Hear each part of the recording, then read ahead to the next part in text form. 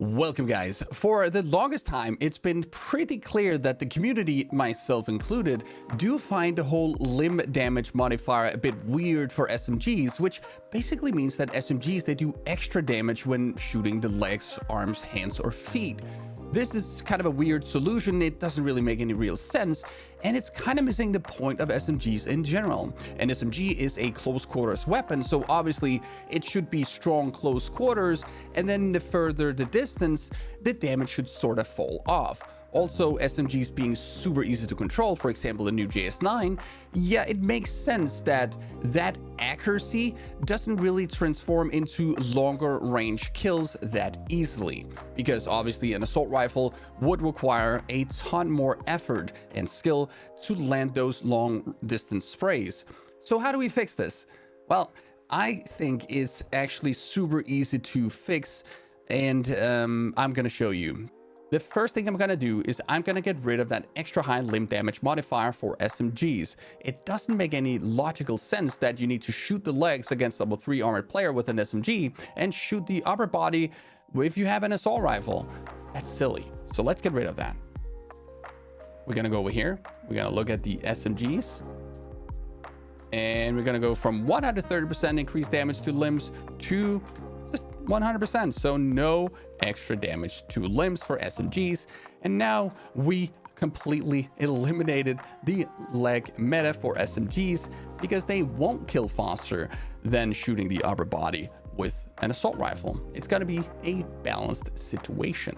All right, so now let's look at the second thing. We're now going to go to level 2 armor, which is very common. We're going to look at the numbers, and here we can definitely see that the SMGs, they perform well in close quarters, which they should. Now let's go to an extreme situation. Let's do 80 meter spray down. And when we look at this, the SMGs are killing slower, but mostly because the bullet velocity is slower. We want the damage to be lower too, because this in itself doesn't really bring a lot of balance, because a barrel might kill almost 200 milliseconds faster than a PP19 Bison, but it only kills 100 milliseconds faster than a JS9 or MP9K, and it's certainly a lot more difficult to land a spray at that distance than it is with a JS9 or MP9. So let's fix it. We gotta go to the damage fall off curves. The Scorpion falls off damage quicker than the SMGs in PUBG, so I'll just use the Scorpion curve. Obviously, if you were to do this more professionally, you would just make some decent curves here, but you could do it like this. I'm gonna copy paste that to the JS9. It's gonna be copy pasted directly to the Uzi, Vector, MP9, MP5K, P90, PP19, Tommy Gun, UMP. There you go. And now at this distance, it looks a lot more reasonable, because the JS9 will now have an extra damage drop than it did before. It's going to be 477 milliseconds at a 80 meter spray down, where an M4 would be able to do that in 345 milliseconds. To me, this seems reasonable. We made it less damage over distance, and it falls off more quickly. So now look at 50 meters. Yeah, still 50 meter spray down. A skilled player can do that. Definitely can do that with an assault rifle, but with an SMG, you'll be more accurate. And looking at this, SMGs will still be strong, but they won't be the obvious choice for many. And they won't be the obvious choice for a pro either, I think. And now we're gonna go to 20 meters. And here, yeah, super close in the numbers. Absolutely, at this range, you would excel with a submachine gun over an assault rifle. I kind of like that. 30 meters starts to drop off, right? So we have this situation where now you want to use an SMG in close quarters.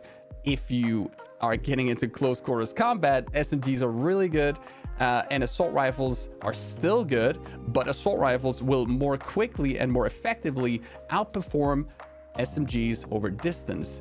And then also, you no longer have this weird leg meta where you need to shoot the legs to kill a level 3 gear player more quickly. There you go. It's that simple.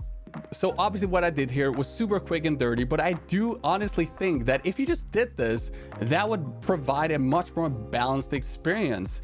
And of course, you would need to test this anyway. You would need to implement some changes like this, and then you would have to play test it, and then you would have to evaluate on the new performance and balance, because it is honestly a little bit difficult just looking at a spreadsheet like this and then knowing exactly how it performs in the game, which is obviously also the reason that PUBG are having some challenges with this too. So with that, I want to finish up with a bit of a point here. The problem is not the JS9. The problem is not the MP9. The problem is the way that SMGs in general are balanced.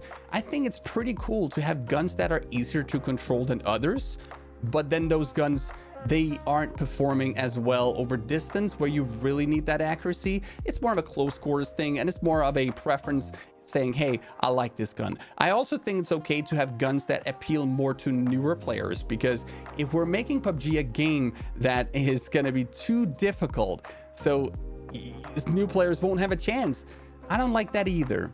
I do not like that at all, because if we don't get new players to the game will die. That is just how it's going to work, guys, and we don't want that. But we also want there to be balance, and I think we achieve that pretty reasonable right here.